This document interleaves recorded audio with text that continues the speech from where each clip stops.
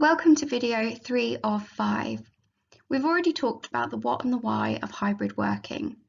We've talked a little bit about inclusivity, how to approach it in the workplace, especially with hybrid working. Now we're moving on to trust.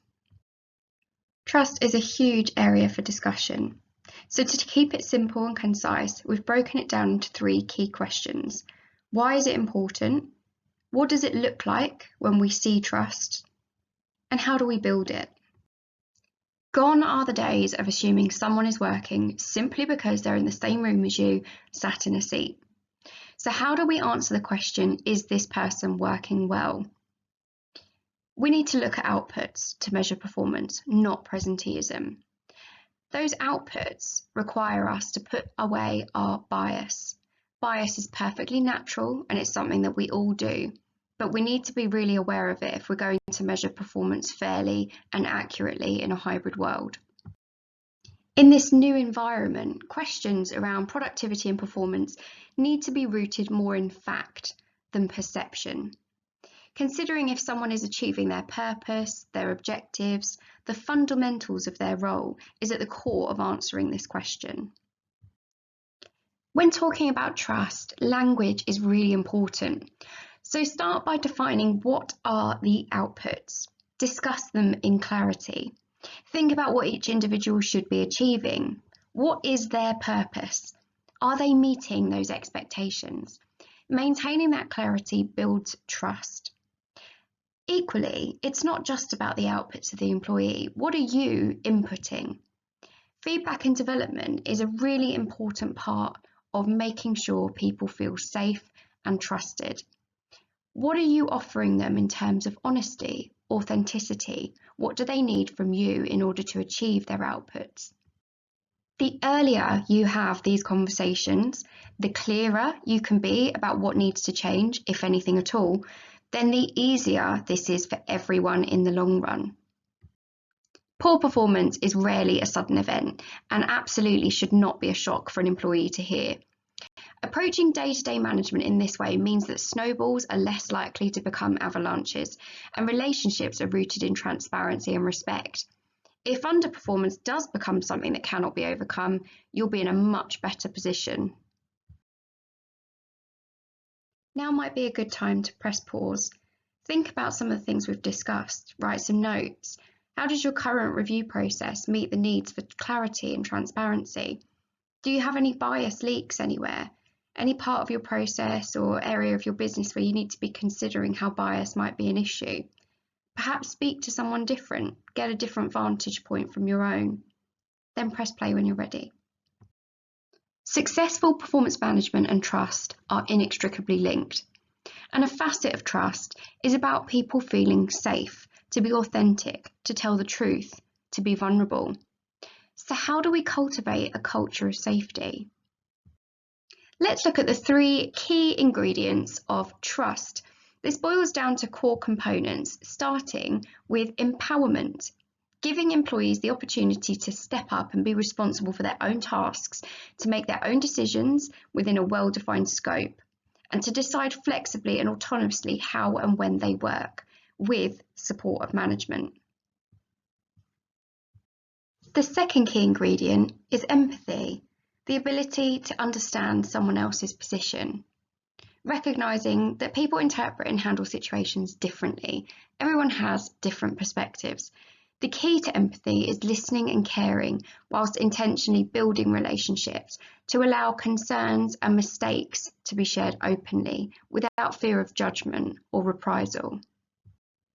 And finally, it's about demonstrating authenticity. Creating confidence with other people that they are interacting with the real you. This pillar also includes honesty and transparency, which means sharing important information, communicating clear expectations and goals, and providing honest, constructive feedback. So how does this feed into conversations? What do conversations look like when they have trust at the root of them?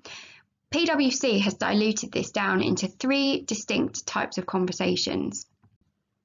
Number 1, goal-setting conversations. Number 2, feedback conversations. And number 3, check-in conversations. The purpose of a goal-setting conversation is to make clear to the employee that their work matters. They need to understand how they contribute to the organisational goals, and this can be a really strong, lasting motivator. This can help people to understand where they fit in the grand scheme of things. Feedback conversations are more about empowering individuals to own their performance. It creates a culture of ask, not tell. In the PwC research, 60% of employees wanted feedback much more frequently than they were getting it. And finally, we have the check-in conversation. The science says that check-in conversations should include outcomes, continued learning and growth, and employee well-being. This is more important now than ever before. You will naturally move between these types of conversations. There's no real need to actually label them, but it gives us a good idea of the variety and the types of things that people want to be talking about. With goal setting, we have clear direction being given. Feedback, we're getting honest, constructive development. And with check-in, we're recognising that everybody's a human and that sometimes you just need someone to check in on you. We've talked quite a lot now about how performance management and trust are interrelated, but what does trust look like on a broader level? It's not just about managing someone's performance. It's woven through all of our interactions and the way we go about our business. Here we've got 5 key components to how to analyse trust and how it manifests in our organisations. At the end of each unit, you may want to pause and reflect about how this applies to your workplace. Number 1, support and care. Now, whilst this may on the face of it seem like it's not really your job, why should you have to provide emotional support to the people that work for you? Well, you don't necessarily, but if you want to get the best out of people, you want them to feel psychologically safe, you want them to trust you, you're going to have to offer this. And you're going to have to do it in a genuine way. Tap into the feelings of care that you have for your employees. Take time to listen and support them, and be especially mindful of their well-being. Encourage them to take breaks. It's not all about work. You'll get the best out of people if you recognise that they aren't machines, they're people. Employees that take breaks report higher levels of focus at work, so it's a win-win situation. Pay close attention to signs of burnout, irritability, sudden changes in behaviour. These are much harder to notice with remote workers. Number 2, fairness and inclusion. For a deep dive into inclusivity and how to approach it in a hybrid environment, see video 2. When it comes to employees spending more time in the office than others, this gives rise to possible unfairness. You could be suffering from proximity bias, a tendency to believe that the people we see working are working more, coupled with an instinctive preference towards those people.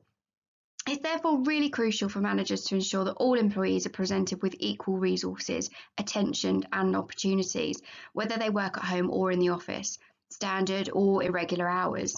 Managers should also make efforts to regularly reflect on their own behaviour, to check for unconscious bias, and to connect with employees they don't see as frequently in person. Because people are aware of proximity bias, to compensate for this, research is suggesting that those working remotely may be working longer hours in a bid to prove dedication and work ethic. This leads to remote presenteeism and burnout. Be clear that you don't interpret working longer hours as working harder. You want healthy, happy employees with a work-life balance. Number 3, relationship building. Without the spontaneous encounters of the physical workplace, many employees start to feel disconnected and isolated from the community, and thus feel less innate trust for each other.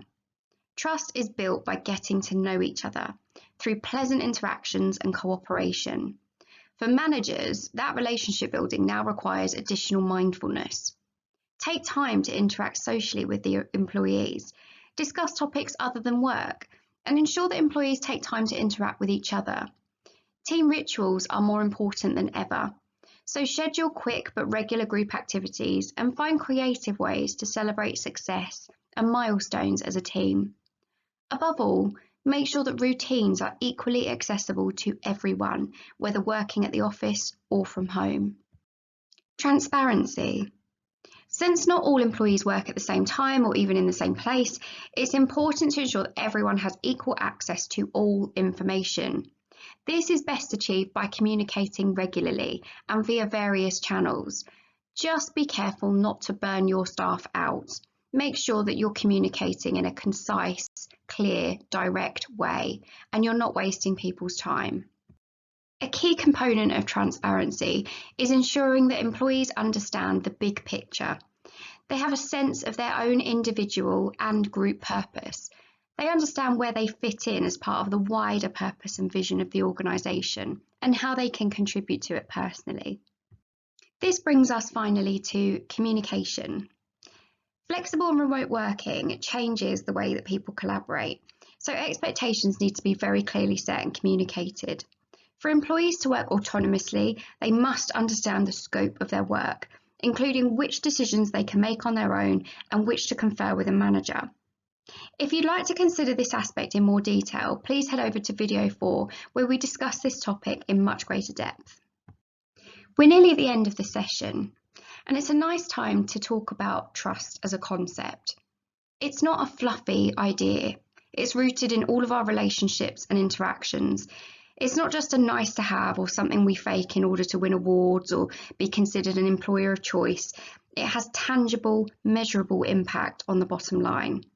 So as well as just being humane and making sure that your organisation works with integrity, it also has a return on investment.